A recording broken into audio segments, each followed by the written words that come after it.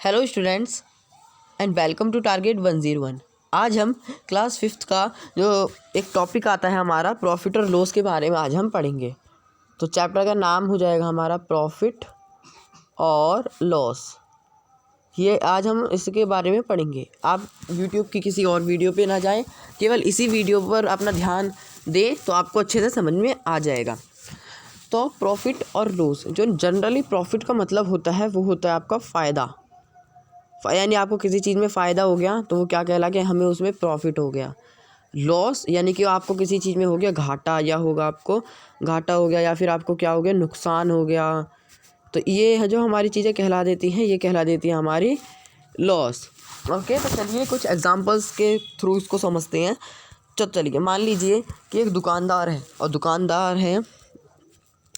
दुकानदार की जो दुकान पर चीज़ें रखी होती हैं वो भी दुकानदार किसी जगह से ख़रीद कर लाता है। मान लो ये जगह से ख़रीद कर ला रहा है और जितने रुपए में ख़रीद कर लाएगा वो हो जाता है इसका कॉस्ट प्राइस, यानी जितने रुपए में उसने ख़रीदी। अब वो कुछ जो चीज़ है वो हमको भी बेचेगा, हमको जो बेचेगा वो कहलाएगी उसकी एसपी, यानी कि सेलिंग प्राइस। सेल यानी कि बेचना, सेलिंग प्राइस। अब जो सेलिंग प्राइस होती है वो ग्रेटर देन होती है किससे?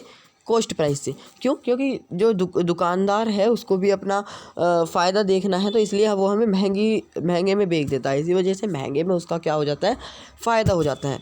एक एग्जांपल लेते हैं। मान लीजिए ये क्या है कि एक दुकानदार है और वो चॉकलेट ख़रीदता है बेचने के लिए, और एक चॉकलेट ख़रीदता है वो 10 रुपये की, यानी एक चॉकलेट है 10 रुपये की।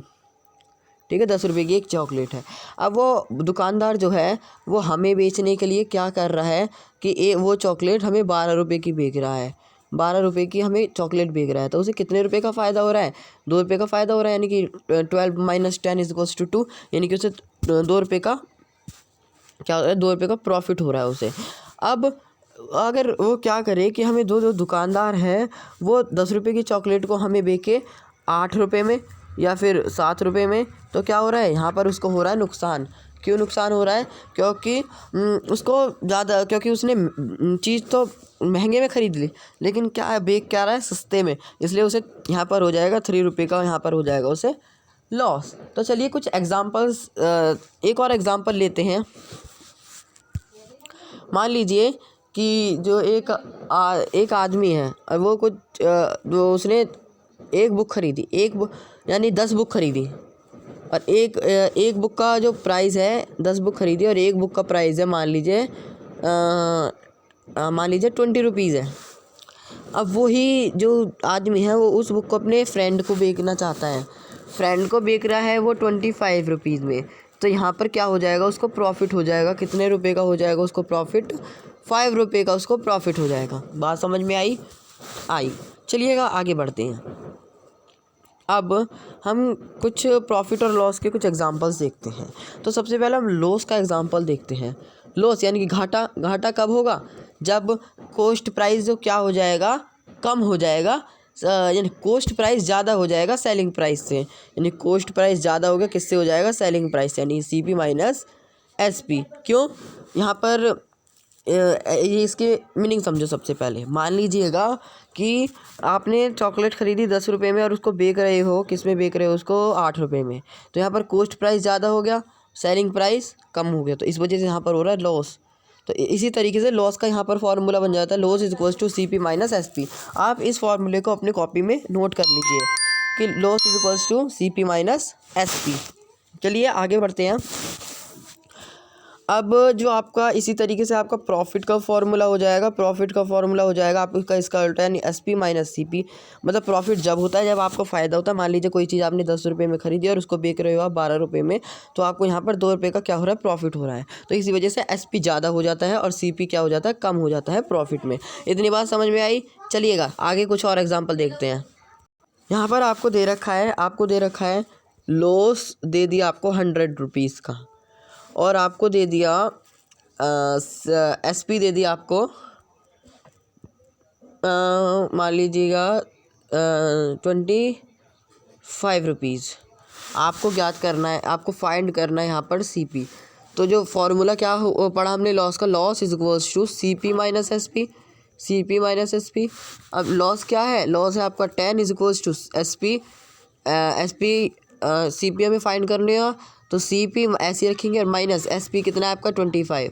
अब ये इधर का 25 है, ये इधर जाकर माइनस का हो जाएगा, इधर लेफ्ट हैंड साइड में जाकर किस चीज़ का हो जाएगा, लेफ्ट हैंड साइड में जाकर प्लस का हो जाएगा, इधर माइनस का है। तो 10 प्लस 25 इज इक्वल्स टू क्या हो जाएगा C P, and 25 plus 10 35 is equals to C P, यानी उसका कॉस्ट प्राइस कितना हो जाएगा, उसका सी पी यहाँ पर हो जाएगा 35। बात समझ में आई। चलिए कुछ और एग्जांपल देखते हैं। नेक्स्ट एग्जांपल आपके सामने है कि आपको दे दिया, आपको लॉस दे दिया यहाँ पर, लॉस दे दिया बच्चों आपको यहाँ पर।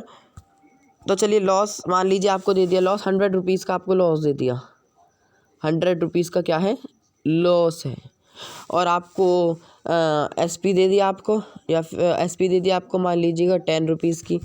अब लॉस का हमने सी पी हमें फाइंड करना है, तो loss is equals to C P minus S P. C P कितना है, loss is equals to 100 is equals to C P आपको फाइंड करनी है, minus S P is 10। 100 plus 10 is equals to C P, and 100 ये 110 हो जाएगा आपका यहाँ पर, और is equals to C P, means C P क्या हो गई आपकी 110। इतनी बात समझ में आई, समझ में आई। चलिएगा अब हम प्रॉफिट का जो फॉर्मूला है उसको करना सीखते हैं, उसको किस तरीके से अप्लाई करते हैं।